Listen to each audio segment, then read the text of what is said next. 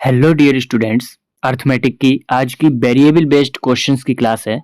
तो अच्छे लेवल के क्वेश्चंस हैं, बिना स्किप की पूरी वीडियो देखें। आप लोग शुरू करते हैं हम वीडियो को।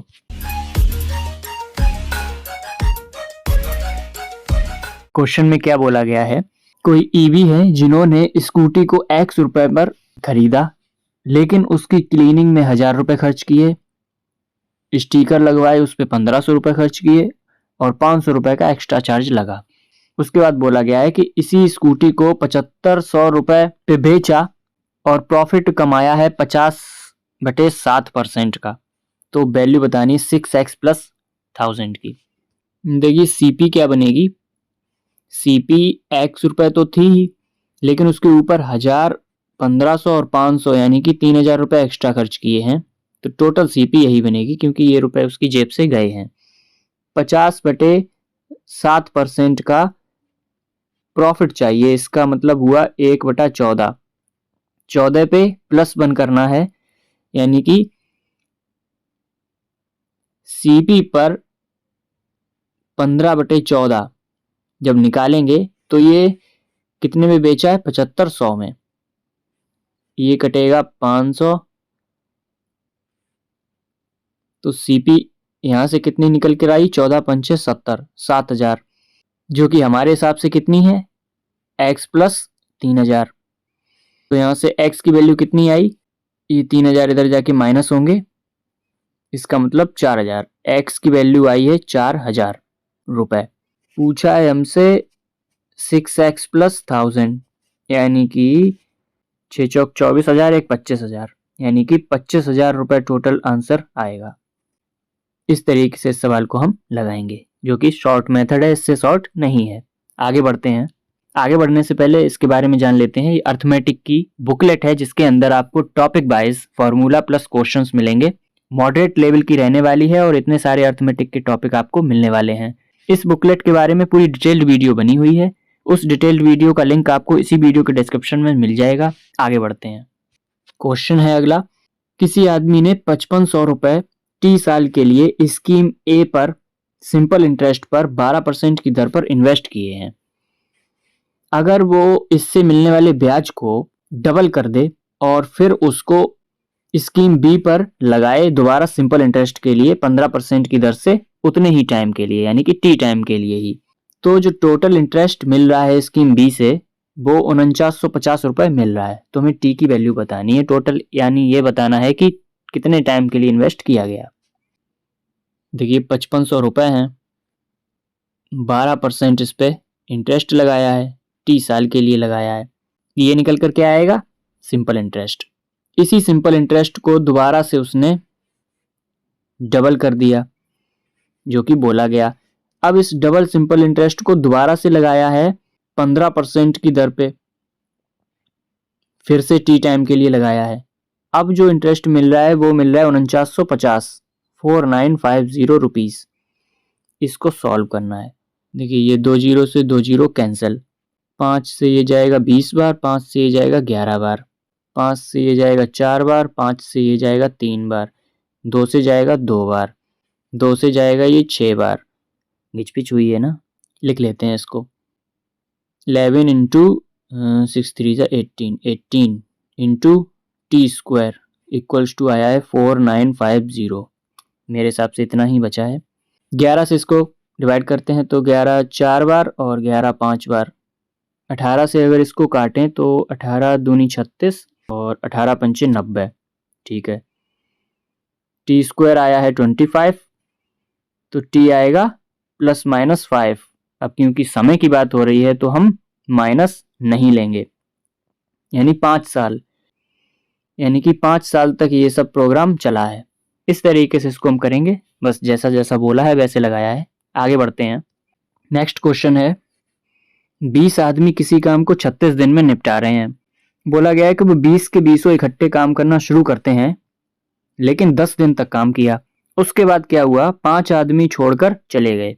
इसके बाद बचे हुए जो आदमी हैं वो अपनी एफिशिएंसी को 20% तक बढ़ा देते हैं और काम को डी दिन में खत्म करते हैं उस बढ़ी हुई एफिशिएंसी के साथ। तो वैल्यू बतानी है 9D/26। हमसे बोला है पहले तो 20% की वैल्यू होती है 1/5, यानी कि शुरुआत में एफिशिएंसी 5 थी, उस पर 1 बढ़ के 6 हो जाएगी बाद में। स्टार्टिंग में बोला है 20 आदमी हैं, 5 की एफिशिएंसी से काम कर रहे हैं और टोटल 36 डेज कर रहे हैं, तो ये टोटल आएगा 20-2500 यानी कि 3600।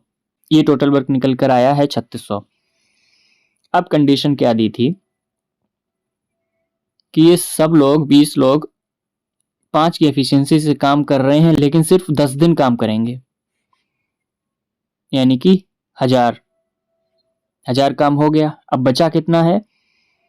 ये बचा है 2600 काम। इस 2600 काम को करवाना है। किन से करवाना है? 5 लोग छोड़ के चले गए हैं, अब तो 15 लोग रह गए। एफिशिएंसी भी बढ़ा दी 1 से, तो 6 कर दी। दिन हमें पता नहीं कितने लगेंगे, तो ये डी की वैल्यू आएगी 2600 बटे 15 छक्का 90। डी की वैल्यू क्या आई है निकलकर 260 बटे 9। पूछा है हमसे 9d/26, निकालते हैं इसको। 9 डी की वैल्यू आई है 260 बटे 9, डिवाइड में 26 भी है।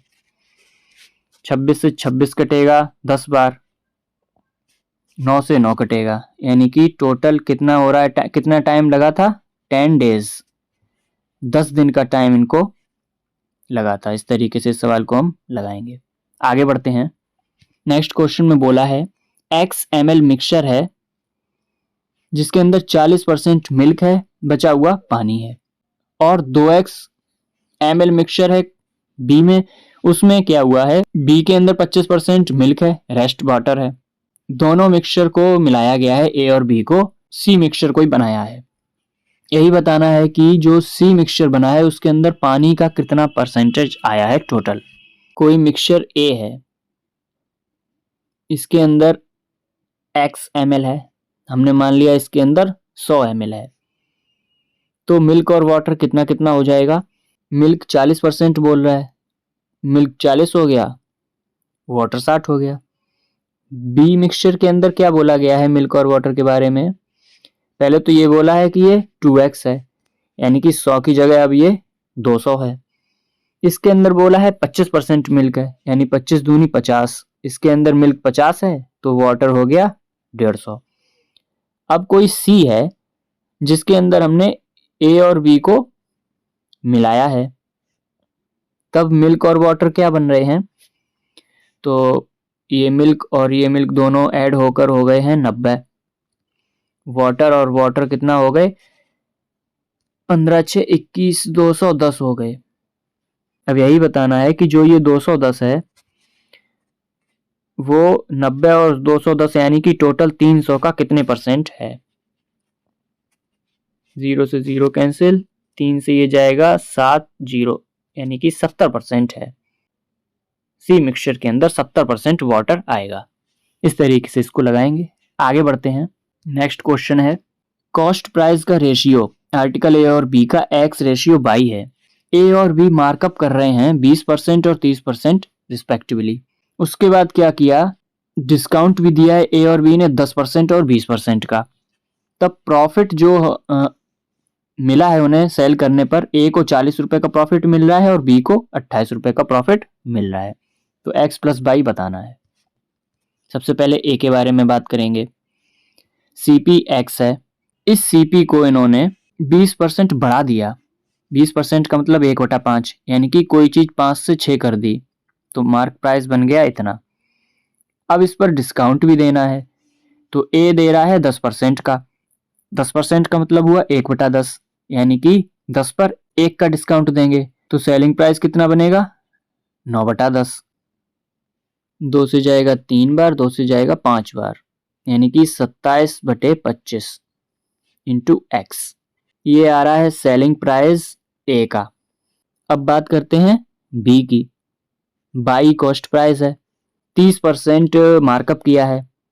30% का मतलब हुआ 3/10, 10 पे 3 का करने का मतलब हुआ 13/10, मार्क प्राइस बन गया।